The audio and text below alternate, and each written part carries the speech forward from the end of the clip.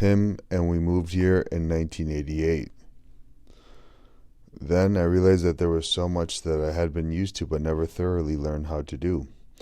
I stirred apple butter kettle since I could hold a paddle, but never bothered to find out how much sugar, which apples are best, etc. I could clean and pack produce in jars from dawn to dusk. I could check seals and mix syrups and brines, but had no idea how to operate the pressure cooker. Some ex-urbanites adapt easily and happily, but for some, the transition period brings real hardships of body and soul. Mike from Idaho and I from Montana both went to graduate school in New York. That's where we met, and felt very out of place there. I'm sure it can be the same agony in reverse when a city native emigrates to a rural area. The problem I hear about most often from isolated wives newly moved from city to country is desperate loneliness. Ricky Witz, Armstrong, Illinois, wrote me, 4.5 months and I still didn't know even a single neighbor. The closest one lives over 1 mile away.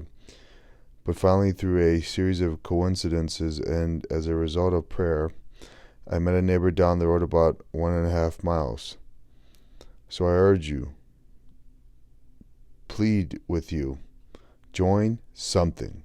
Join 2 or 3 somethings, whatever there is around, because they won't join you. You've got to make the first step of accepting and integrating with them. Trust me, it will turn out far better than your worst fears, though maybe not as good as your highest hopes. The problem husbands most dread and most often encounter is joblessness and a shortage of money.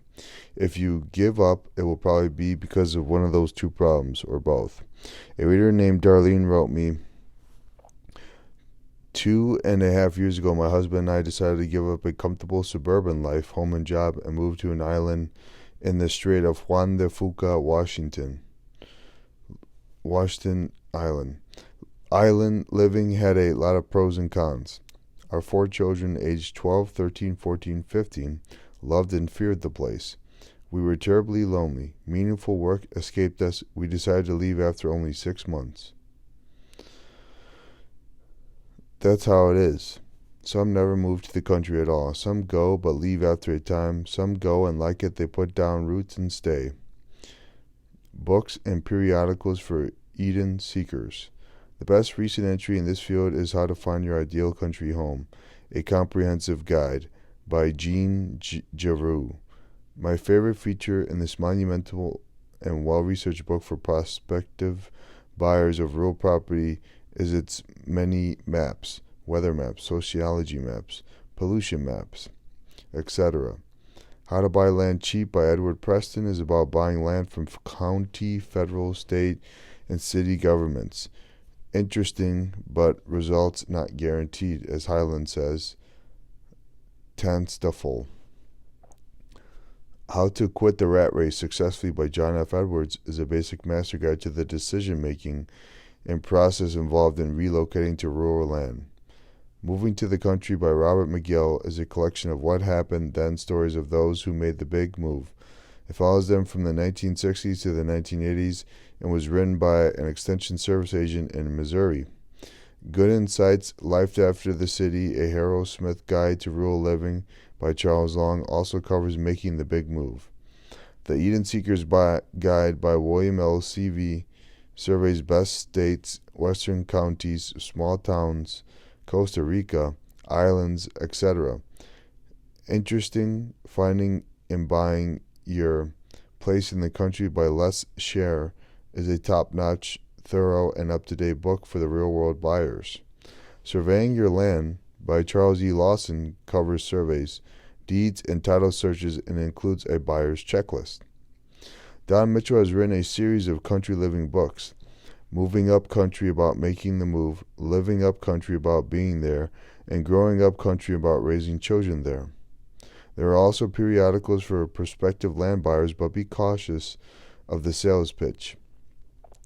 Rural Property Bulletin is a monthly catalog packed with bargains of farms, ranches, acreages, rural homes, survival retreats, hunting, fishing land, waterfront, small town, nationwide listings by owners and agents. It's $16 a year for bulk mail, $18 first class, and $3 sample. 888 Farm Buy, 402-376-2985, P.O. Box 369, Bassett, Nebraska 68714. info@ruralproperty.net. www.landfarm.com. Montana Land Magazine lists Montana real estate. $10 a year, 4 issues, P.O. Box 1897. Billings, Montana 59103. 1-800-347-0898. Big Sky at montanalandmagazine.com. montanalandmagazine.com.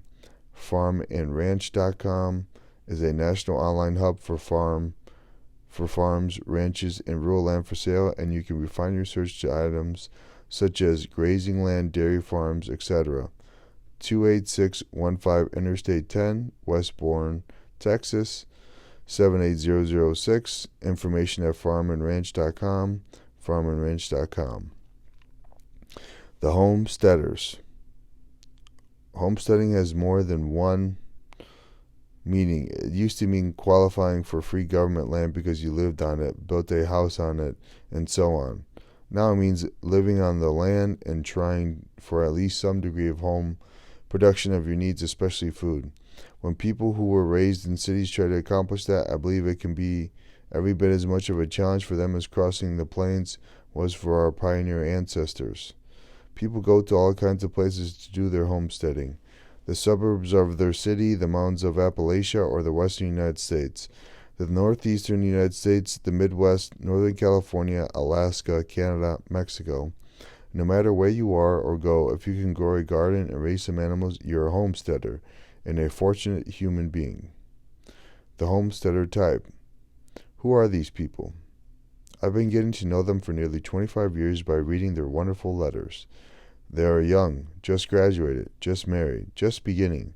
They are in the middle years, making the massive change, starting all over.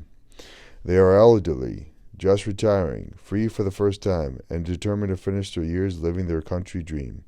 Are they hippies? Squares? Hippies, yes, living in communes in all sorts of extended families, or living alone. Or in traditional families, and conservatives, yes, folks prepared to survive a collapse of the economy or society. Latter-day Saints preparing for a time of trials, Christians getting ready for the last days, or environmentalists trying to preserve some chunk of Mother Earth, eager to practice what they preach and discover an agriculture and technology that can maintain human society on a flourishing blue-green planet for 1,000,000 years rather than degrade and destroy it in 100. Alternative families and economics. Helpful readers have made me understand that there are other ways to live on the land besides the husband works, wife keeps house style of my own experience. Some are weekend farmers who can get away to their piece of earth only 2 days a week but still find satisfaction in a family food supply there. Some people buy a share in a farm and visit and work there during weekends and vacations, although the real responsibility resides with the full-time manager. I've talked to house husbands such as John Harrington of Greeley, Colorado, who manages the farm and cares for his 17-month-old baby while his wife works. Sometimes it gets pretty hectic, he told me. Sometimes I wish she'd come home and let me go out. Often both spouses work. Often it's the only way they can hang on to their beloved land. I've also met people who buy and hold their land in common, but own their homes, plants, and animals individually. One brave lady, Martha Wells of North Mangy, Texas, told me about her version of country living.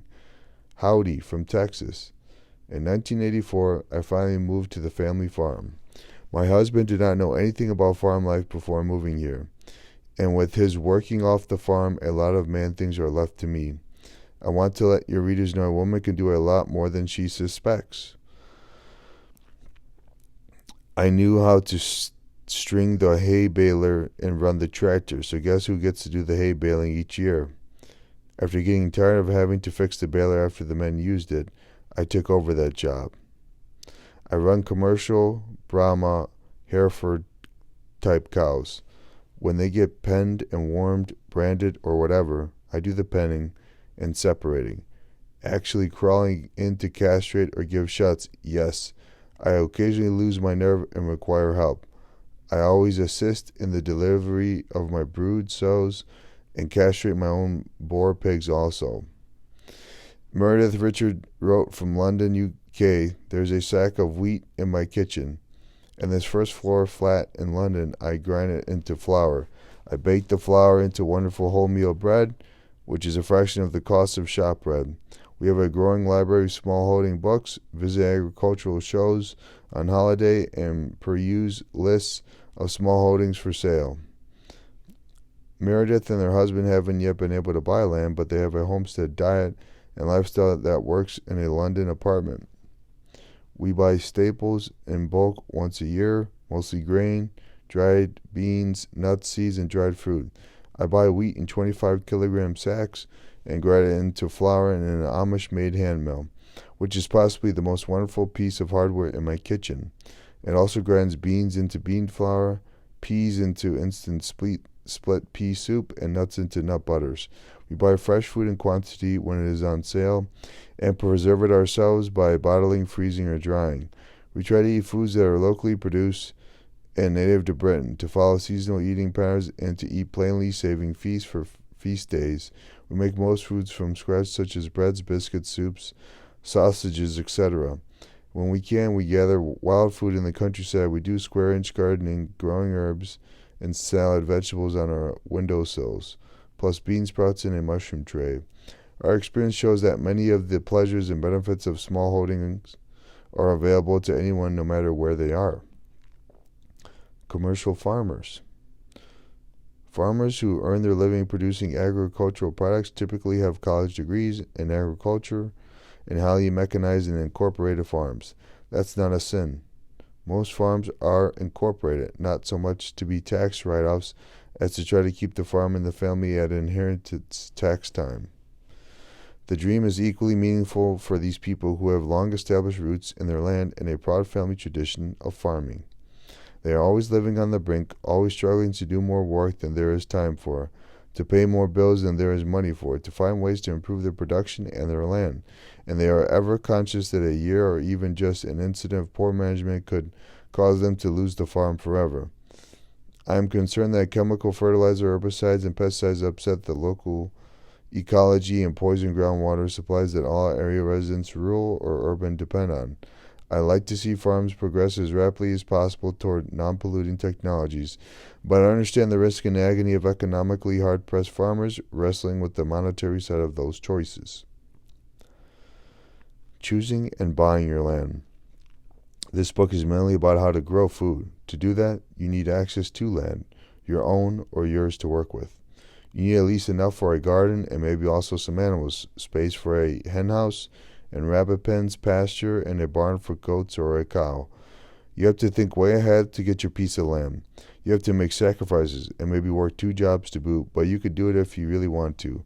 I've seen too many people sink all their money into a piece of land only to discover they can't find jobs in the area, the land is infertile, they don't like the area after all, etc. I strongly recommend that you first rent and try to find work in the area you're interested in. Once you have commenced earning a living there, you can gradually and more knowledgeably shop for land while you rent. But where? Here are some factors to consider when choosing where to look for land. Can you get a job near there?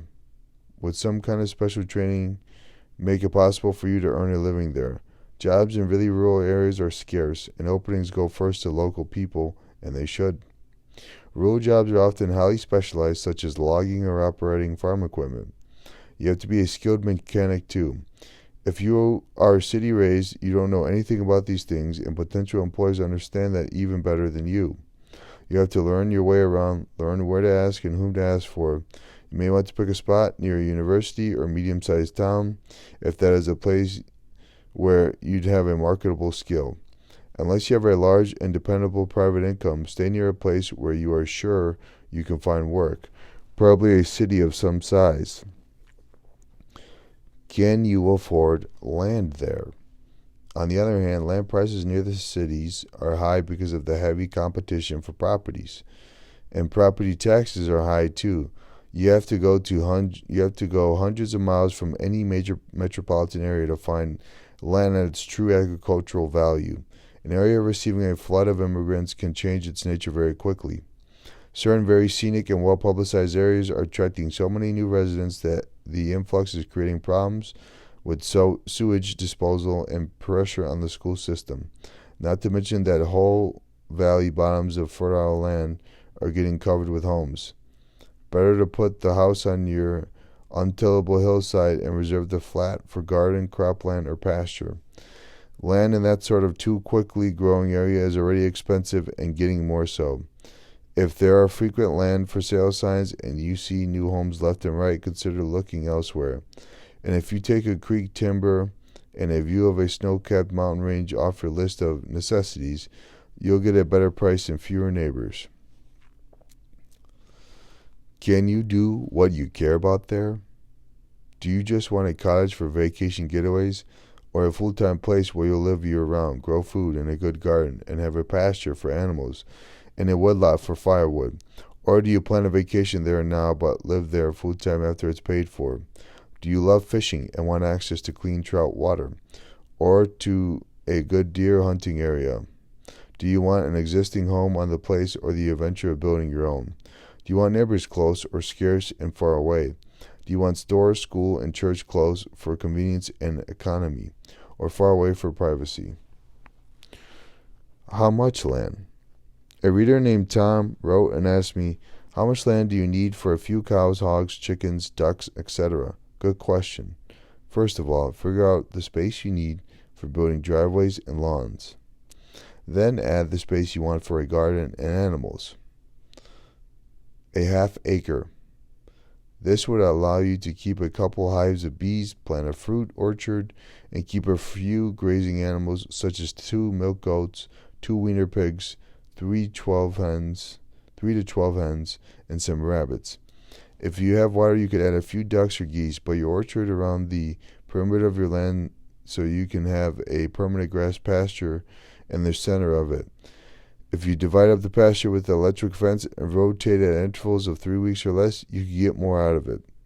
You'll need housing and yarding for all your animals so they can be confined when the grass shows signs of failing under the onslaught. On just a half acre, you'll have to compromise with livestock. Between a confined lifestyle and some opportunities to get out on pasture, but a half acre is really very small. An acre. Remember, we're not counting the house, lawn, etc. An acre is twice as good, of course, as a half. You can consider keeping a breed sow in place of the 2 wiener pigs and profiting by her piglets.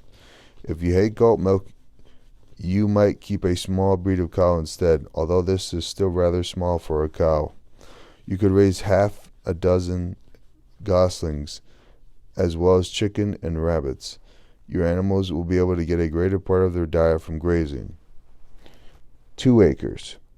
This will be enough to comfortably pasture a cow and grow a sizable garden and orchard. If all the soil is good, there's plenty of water to irrigate it. 3, 4, or 5 acres would be better. 10 acres. This is a mini farm. You can install 1 or more ponds for raising fish and have numerous waterfowl too. You have enough land to have a nice grain patch or other field crop in rotation, in addition to your pasture and pond. With 20 acres of good garden land, you could probably make your family's living by growing something. Here we are talking about acres of fertile, irrigable ground, but they're hard to find and costly. You're more likely to be offered wooded areas, steep hillsides, swamps, or shallow soils. But much depends on the skill of the gardener, the one before you, and the one you are.